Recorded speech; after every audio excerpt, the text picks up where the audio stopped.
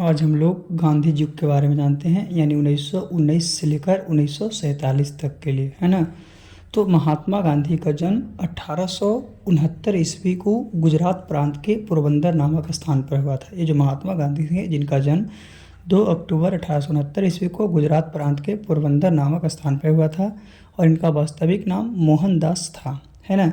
इनके पिताजी थे, उनका नाम करमचंद गांधी, और माता का नाम पुतलीबाई था। 13 वर्ष की उम्र में इनकी विवाह कस्तूरबा के साथ कर दिया गया था, है ना। 1888 ईस्वी में कानून की शिक्षा प्राप्त करने के लिए ये इंग्लैंड गए थे, और पुनः 1891 ईस्वी में इन्होंने बैरिस्टर की डिग्री प्राप्त की और इसी वर्ष भारत चले आए। यानी कि ये इनका शॉर्ट जिंदगी था, है ना। जन्म 2 अक्टूबर 1869 को, वास्तविक नाम मोहनदास करमचंद गांधी, गुजरात राज्य के पोरबंदर नामक स्थान पर हुआ था। इसका वास्तविक नाम मोहनदास था, है ना। पिता का नाम करमचंद गांधी, माता का नाम पुतलीबाई, पत्नी का नाम कस्तूरबा। तो ये फिर महात्मा गांधी है क्या कि सबसे पहले इन्होंने राजकोट में वकालत करना शुरू किए थे, यानी सबसे पहले वकालत राजकोट से शुरू की थी। और 1893 में एक गुजराती व्यापारी था जिसका नाम था दादा अब्दुल्ला, उसी के मुकदमे के पैरवी के लिए वो दक्षिण अफ्रीका गए थे। कहाँ? दक्षिण अफ्रीका गए थे। जब वो डरबन से प्रोटरिया रेलवे कोच में प्रथम डिब्बे में सफ़र कर रहे थे, यानी कि जब वहाँ से जाने के लिए जा रहे थे तो रेलवे के प्रथम श्रेणी में क्या कर रहे थे, यात्रा कर रहे थे। तो एक नाम था क्या, पीटर मैरिट्सबर्ग नामक स्टेशन पर एक अंग्रेज ने उसे क्या किया कि ज़बरदस्ती क्या बरियरी प्रथम डिब्बे से उतार दिया। और इस घटना ने इन्हें नस्ल और रंग पक्षपात के बारे में सोचने के लिए प्रेरित किया, यानी कि यहाँ पे काले गोरे का भेदभाव होता था, है ना। इन्होंने दक्षिणी अफ्रीका में भारतीयों के भेदभाव के खिलाफ लड़ने के लिए 1894 ईस्वी में क्या किया कि एक संस्था की स्थापना की, उसका नाम था नटाल इंडियन कांग्रेस, जिसकी स्थापना की, जिसमें भेदभाव के खिलाफ लड़ने के लिए सोचा गया। फिर इन्होंने 1903 ईस्वी में, कितना, 1903 ईस्वी में क्या किया, तो 1903 में क्या बताएं कि गांधी जी दक्षिण अफ्रीका से इंडियन ओपिनियन नामक पत्र निकालना प्रारंभ किया था। कितना? 1903 में इंडियन ओपिनियन नामक पत्र, है ना। तो आगे क्या है कि 1904 ईस्वी में डरबन से 84 मील दूर, 1904 ईस्वी में क्या किया कि डरबन से 84 मील दूर फिनिक्स में आश्रम की स्थापना की, फिनिक्स में अपना आश्रम बनाया। फिर 1906 ईस्वी में पहली बार क्या हुआ कि दक्षिण अफ्रीका में सत्याग्रह दर्शन का विकास किया, परवाना कानून के विरुद्ध। किसके विरुद्ध? परवाना कानून के विरुद्ध ये सत्याग्रह दर्शन का विकास करने के लिए किया, और इन्हें सत्याग्रह आंदोलन किया। इन्होंने क्या किया? सत्याग्रह आंदोलन किया। और 1908 ईस्वी में ना, इसी के दौरान गांधी जी सबसे पहले दक्षिण अफ्रीका की जेल में गए थे। 1909 ईस्वी में इंग्लैंड से दक्षिण अफ्रीका आते समय जल जहाज में ही इन्होंने एक पुस्तक लिखी थी जिसका नाम था हिंद स्वराज, और हिंद स्वराज नामक पुस्तक गुजराती भाषा में लिखे थे, है ना। तो महात्मा गांधी 9 जनवरी 1915 को फिर क्या किए, दक्षिण अफ्रीका से भारत वापस रिटर्न हो गए। इस दिन भारत में प्रतिवर्ष हर साल जो है प्रवासी दिवस के रूप में मनाया जाता है। और भारत वापस आने के क्रम में इन्होंने भारत की पृष्ठभूमि और राजनीतिक स्थिति को समझने का प्रयास किया कि भारत में कैसी पृष्ठभूमि है, इसका राजनीतिक स्थिति क्या है। और इसी बीच उसने क्या किया, गोपाल कृष्ण गोखले जिससे काफ़ी प्रभावित हो गए और उन्हीं को अपना गुरु मान लिया। तो पूछता है कि गांधी जी के गुरु कौन थे, तो गोपाल कृष्ण गोखले थे, उन्हीं को अपना गुरु मान लिया था। गांधी जी जब दक्षिण अफ्रीका से भारत वापस आए तो सबसे पहले उन्होंने गुजरात के अहमदाबाद में, गुजरात जो है वहाँ उसके अहमदाबाद में कुचराव आश्रम की स्थापना की। हालांकि 2 साल के बाद आश्रम जो था वहाँ से प्लेग बीमारी थी जिसकी चपेट में आने से उसे हटाना पड़ा, और गांधी जी को अपने आश्रम के क्या किया गया, दूसरी जगह शिफ्ट करना पड़ गया, है ना। तो जब गांधी जी दक्षिण अफ्रीका से भारत वापस लौटे थे तो उस समय दुनिया में प्रथम विश्व युद्ध चल रहा था, क्योंकि 14 में तो 15 में आए थे, 14 से विश्व युद्ध शुरू हो गया था। उस समय गांधी जी ने अंग्रेज़ों को विश्व युद्ध की सहायता करने की नीति को बढ़ावा दिया ताकि अंग्रेज़ भी भारत की स्थितियों को और मांगों के ऊपर नरम व्यवहार करें। इसी समय गांधी जी ने भारतीयों को विश्व युद्ध में अंग्रेज़ों की मदद के लिए अंग्रेजी सेना भर्ती होने का प्रोत्साहन दिया था, है ना। और इसको देखते हुए भारतीयों ने उस समय गांधी जी को भर्ती वाले सार्जेंट के नाम से पुकार किया था। और भर्ती वाले सार्जेंट कौन कहा था, तो वो आपका अंग्रेज कहा था। अंग्रेज़ों ने गांधी जी के 1915 में कैंसर हिंद की उपाधि दी। फिर है कि ये क्या किया, सबसे पहला ये आंदोलन किए थे चंपारण आंदोलन 1917 ईस्वी में। तो 1917 ईस्वी में चंपारण आंदोलन जो था, बिहार के एक स्थानीय नेता जिसका नाम था क्या, राजकुमार शुक्ल, वे गांधी जी से मिले और चंपारण की स्थिति के बारे में बताएं।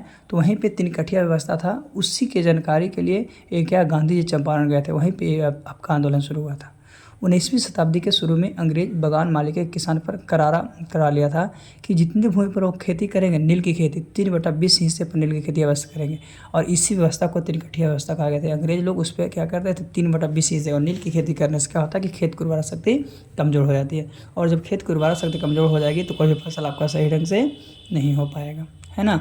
तो चंपारण आंदोलन, और क्या है कि इस चंपारण सत्याग्रह का परिणाम यह निकल कर आया कि इस तिनकठिया प्रणाली को समाप्त कर दिया जाए, और इसके साथ साथ जितने भी टैक्स वगैरह था वो 25% कम कर दिया गया था।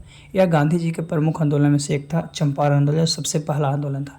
यह चंपारण सत्याग्रह गांधी जी के भारत में प्रथम विजय साबित हुई थी, और भविष्य में गांधी जी को भारत के एक बड़े नेता के रूप में क्या किया, सभी को जानने लगे, क्योंकि ये सभी चीज़ में आगे थे। इस सत्याग्रह के बाद रविंद्रनाथ टैगोर गांधी जी को महात्मा की उपाधि दी थी। पूछता है कि महात्मा की उपाधि कौन दिया, तो रविंद्रनाथ टैगोर ने दिया था, और उसके बाद उन्हें महात्मा गांधी के नाम से बुलाया जाने लगा, और इस गांधी को महात्मा गांधी के नाम से फिर क्या सभी लोग जानने लगे, क्योंकि टैगोर के द्वारा उसे महात्मा की उपाधि दी गई थी, है ना। चलिए, चंपारण आंदोलन के बाद दूसरा आंदोलन क्या किए थे, अहमदाबाद मिल मजदूर आंदोलन 1918 ईस्वी में। तो चंपारण सत्याग्रह के बाद 1918 में गांधी जी अहमदाबाद के कपड़े मिले मजदूरों से मिले और उसकी समस्याओं को समझा।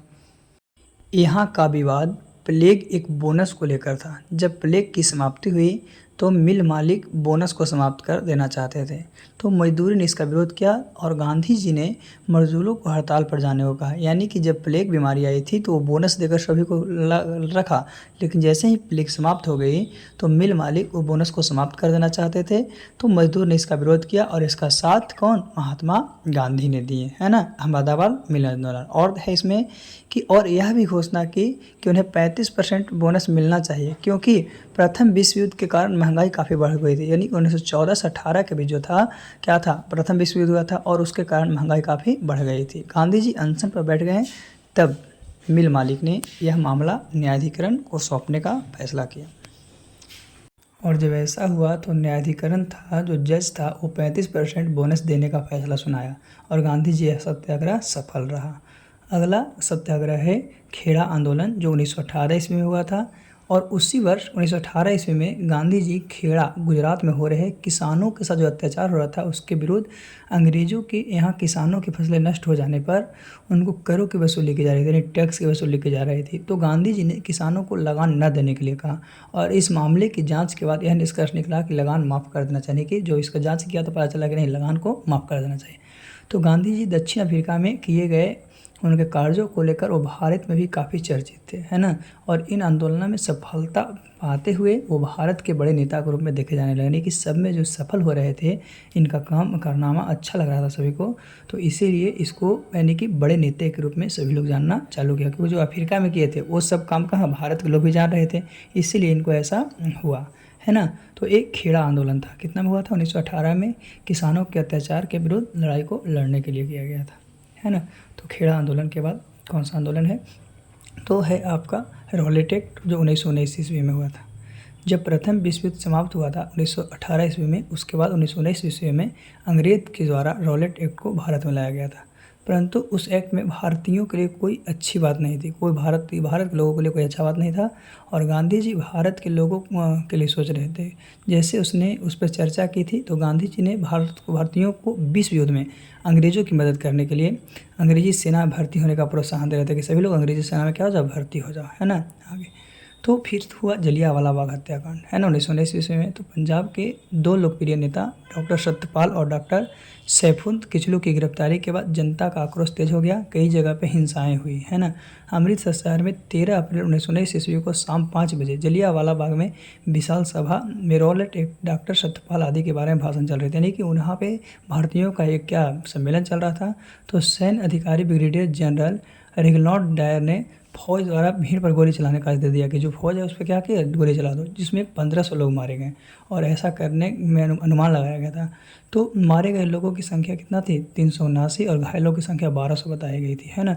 तो इसलिए ये तो जलियांवाला बाग हत्याकांड के समय पंजाब प्रांत के लेफ्टिनेंट गवर्नर माइकल ओडायर था, जिसकी हत्या 1940 ईस्वी में उधम सिंह ने लंदन में कर दी थी। जलियांवाला बाग नरसंहार के समय भारत का वायसराय लॉर्ड चेम्सफोर्ड 1916-21 के बीच किया था और ब्रिटिश सरकार ने जलियांवाला बाग हत्याकांड की जांच हंटर कमेटी 1919 ईस्वी अध्यक्ष जीसी हंटर की स्थापना के द्वारा की थी, है ना। तो ये जलियांवाला बाग हत्याकांड था, जिसमें भारतीय लोग क्या कर रहे थे, कमेटी कर रहे थे, तो अंग्रेज़ के लोग क्या उस पर गोलियाँ बरसा दी, उसमें हज़ारों लोग मारे गए थे। इसीलिए ये कितना तारीख को 13 अप्रैल 1919 को हुआ था जलियांवाला बाग हत्याकांड, है ना। ये सब काम किनका था, तो ये सब काम देखा गया महात्मा गांधी का ही था। चलिए आगे है खिलाफत आंदोलन। खिलाफत आंदोलन क्या है, तो उसमें तुर्की के खलीफा के सारे विश्व के मुसलमानों का धार्मिक गुरु मानता था और उसके ऊपर अंग्रेज़ द्वारा बुरा व्यवहार किया जा रहा था।